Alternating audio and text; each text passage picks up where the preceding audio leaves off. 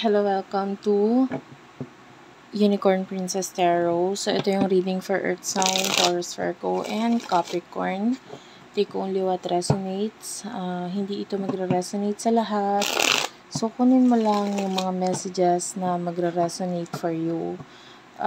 For personal reading, Jing Tarot Reader, search mo na lang siya sa Facebook. Siya yung pwedeng magbigay na personal reading sa'yo. And hopefully mag-iwan ka ng like at comment sa pinaka-video na to. Sobrang ma-appreciate ko yun, guys.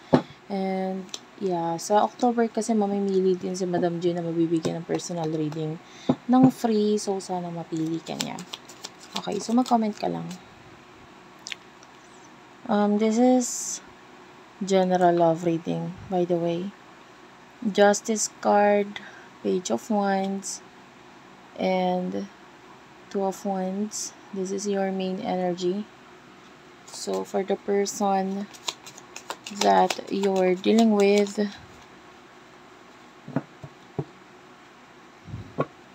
Page of Cups is at the bottom of the deck. The Seven of Pentacles, Queen of Swords, and the Queen of Cups. Okay, I don't know if you're dealing with two people. For some of you, dalawa yung kakonect mo. Wait lang. Okay. With the Justice card, pwedeng meron ka ring Libra sa yung chart, Check your Sun, Moon, Rising, Venus, Jupiter sign. I feel like open kang tao. Like you are the person na sasabihin mo yung totoo. Okay? You are the person na kung kailangan marinig nitong taong to, kung sino man, I'm talking about friends, ayan, or families, or kung sino man itong mga tao na willing kang i-open or sabihin ng totoo sa kanila. Maybe, kasi you're being truthful eh. 'Di ba? So, pwedeng may mga plano ka ngayon. And pwedeng yung iba sa inyo, itong person na kakonect mo is medyo malayo sa'yo. Pero yung iba, pwedeng may communication naman. The Seven of Pentacles, this is your person. Importante sa kanya yung growth. And pwedeng sa ngayon, may mga taong naka-cut off itong person na ito, kahit pa importante sa kanya, para lang magkaroon ng growth sa buhay niya. So, nagfo-focus siya sa growth niya. By the way, nakakita ko ng like a person na mahilig or pwedeng naglalaro ng golf or nanonood, I don't know. But anyway, okay lang kahit hindi. I can say a very mature person. Okay. So,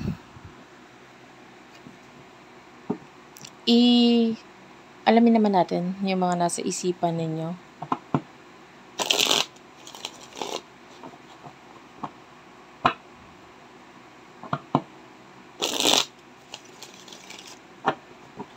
For Earth sign, please. For Earth sign, please. Taurus, Virgo, Capricorn.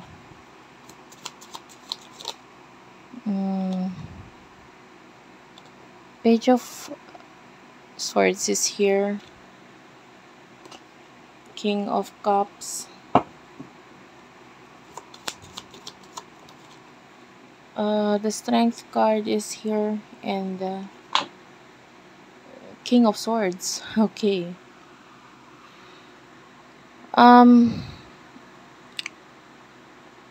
I feel like yung nasa isip mo ngayon is, gusto mong gamitin mo na ngayon yung utak mo. Maybe you feel like may special dito sa taong to. Special connection, maybe soulmate connection para sa iba. Pwedeng alam mo sa sarili mo na minahal mo siya or mahal mo siya hanggang ngayon. Pwedeng ganun. Alam mo yan sa sarili mo. And maybe nakikita mo nga yung connection ninyo na parang special para sa'yo. Etong person na to with the King of Swords,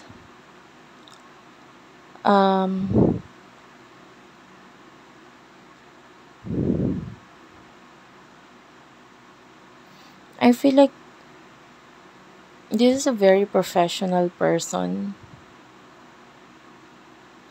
Ayan. And with the Strength card, mas importante kasi talaga sa kanya ngayon yung magbibigay ng protection, money, career, or growth sa kanya. This person is caring siyang tao, maalaga. I can see a sweet person inside, no? So, pwedeng hindi siya showy, pero just in case na magkaroon ng connection or maybe relationship sa inyo, dun mo na makikita kung ano yung totoo dito sa taong to. Well, actually kasi hindi ako makapagbigay ng magandang example dahil hindi ako mahilig sa mga K-drama or what. Pero yung energy niya, ito lang yung kasing inabot ko na palabas dahil nung araw medyo ito yung kilalang kilala noon. Yung sa F4, no? Yung ang energy niya parang si Dao Mingsi. Yan. 'Di ba? Layo ng aking example dahil yun na yung pinakainabot ko na palabas. Yung mga sumunod di ako masyadong nanonood ng TV. So siya yung energy na nakukuha natin. Ganon, parang matigas, na parang walang pakialam, na parang napaka cold, ganon ang energy niya. But once na magkaroon ng something sa inyo, like maybe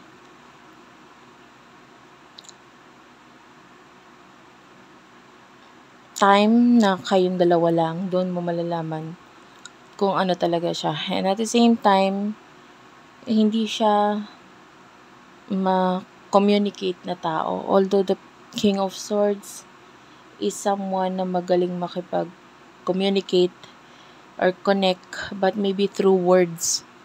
No? Through words. But not through actions or through communication na makikipag-email or what. Wherein ikaw, maybe magaling ka sa ganon with the Page of Wands energy. So, magaling kang, I feel like you are this person na magaling ka sa mga techie na energy. Ikaw pa yung marunong masyado sa phone, sa gadget. So, pwede may mga alam ka. Yung person na ito hindi masyado. Kung may alam man siya, hindi siya interesado sa mga ganun-ganun. Anyway,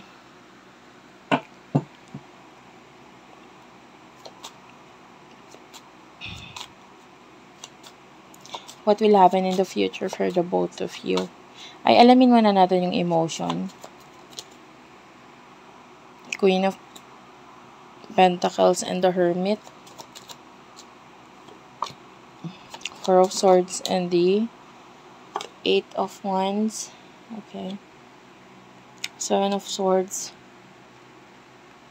Bottom of the deck is the World.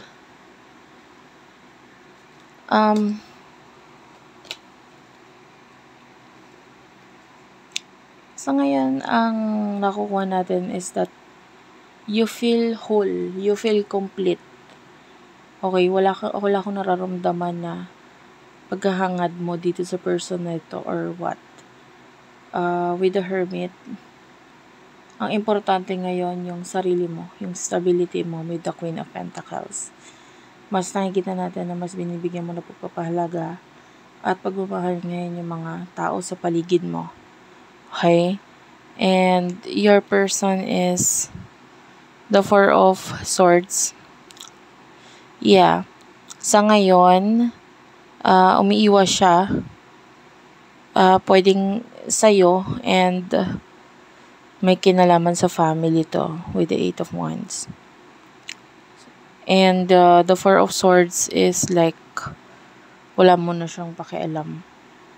Okay, pagdating sa mga emosyon na yun ngayon. So, I told you yung energy niya is parang cold, parang Daoming sis, yung style, ganun, walang pakialam. And yun din, same.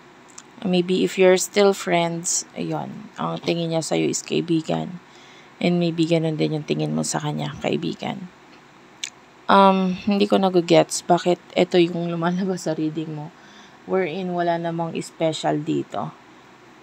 I just want to know more message about the connection.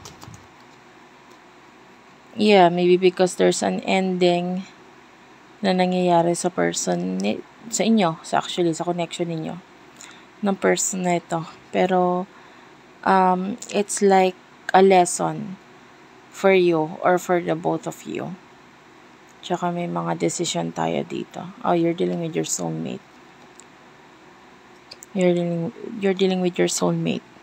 Kaya lang, kung soulmate mo siya, pwedeng hindi pa siya aware sa connection na ito ninyong dalawa. So, what will happen in the future for the both of you? Bottom of the deck is the 8 of Cups. Yeah, this is a future energy. 9 of Cups, the Empress, and the Page of Pentacles. Tell me more in the future.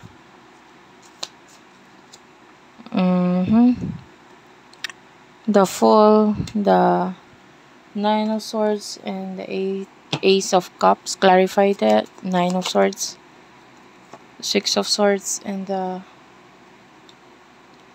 9 of Cups. 9 of Pentacles. In the future, I can see nakakakuha tayo ng sa'yo, success.